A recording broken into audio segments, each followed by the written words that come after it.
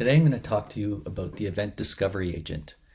First, my name is Greg Meldrum. I'm a software architect at Solace. You can reach me at Greg Meldrum at most places.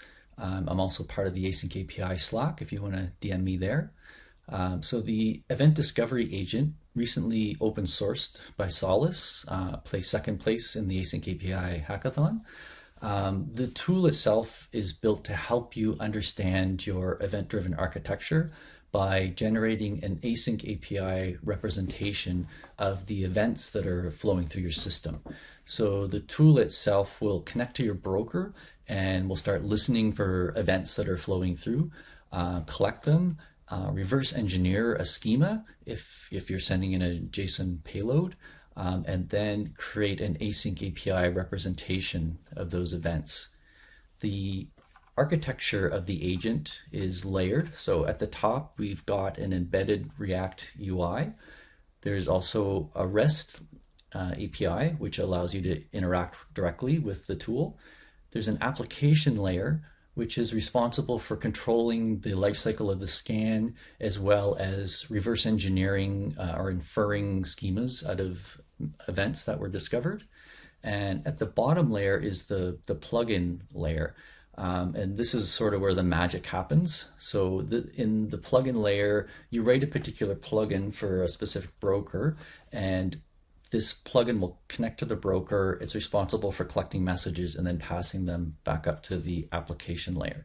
So we've got plugins for Apache Kafka, for Confluent. The Confluent plugin actually connects to the schema registry as well and tries to pull out events from there, as well as the Solace PubSub Plus. There are also some other contributed plugins like RabbitMQ, Nats, and HiveMQ.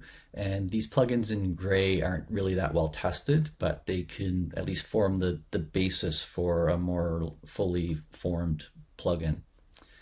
Now, where can you find it? So it's at Solace Labs in Event Discovery Agent.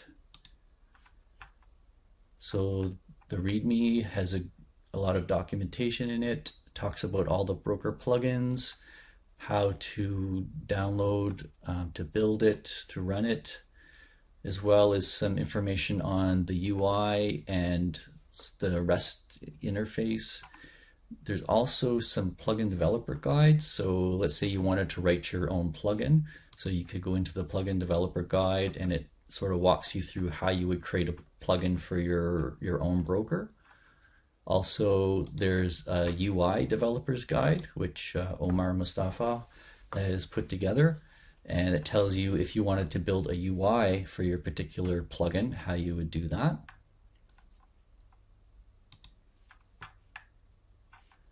And now on to the demo. So today I'm joined by a very famous EDA consultant. His name is Martin. His middle name is Fowl because he's a duck, and his last name is Arr because he's a pirate. So his name is Martin Fowlar.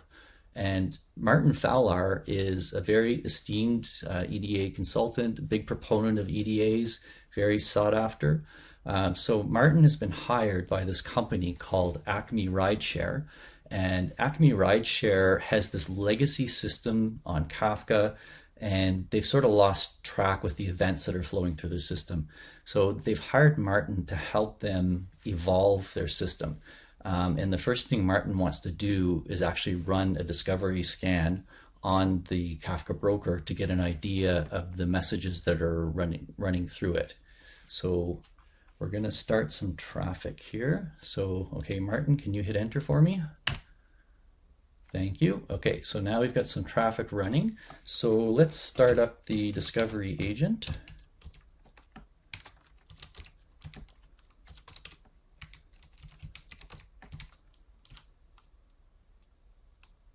Okay, the discovery agent is starting up now, so it'll take just a few seconds.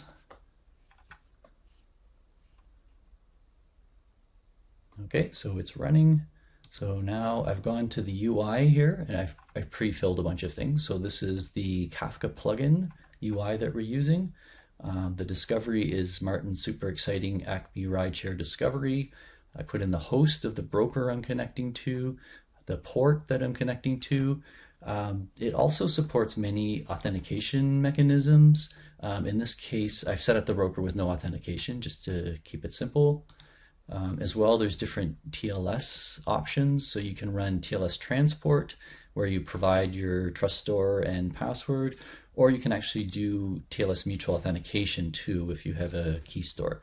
Again, in this case, I kept it simple, so I didn't put any TLS there. So you can optionally add in connectors as well. Again, I left that out to keep it simple, and I'm going to scan for all topics.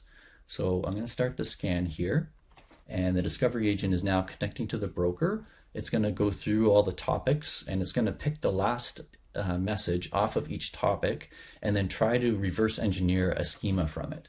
So we can see here that the agent is reading a bunch of data, and here it's reverse engineering schemas. And okay, so it's done. So we got 12 processed events. So if I go back here to the UI, so I can actually download the results.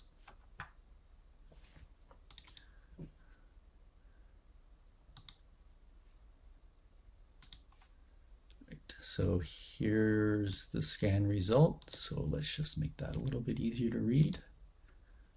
Right, so now I have an async API representation. So I could use this for documentation, or what's that, Martin? Oh, good idea. You know what we're going to do? We're going to take this output and we're going to put it in the Async API playground so you can have just a little better view of what it looks like. So I've got the Async API playground here. Let's just paste it in here. Right, and now I can see the super exciting scan result.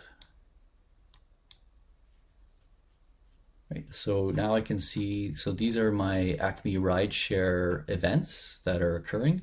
So I can look at the particular payload, I can see all the fields in there. Right, so this provides really good documentation. So let's say I wanted to do some analytics, and I just wanted to grab all the messages in a consumer. What I could do is use the Async API as a starting point and generate some code for event listeners, right? And then that code would take in all the input messages and then be able to do whatever business logic you wanted on those. So that's the demo. Thank you for watching.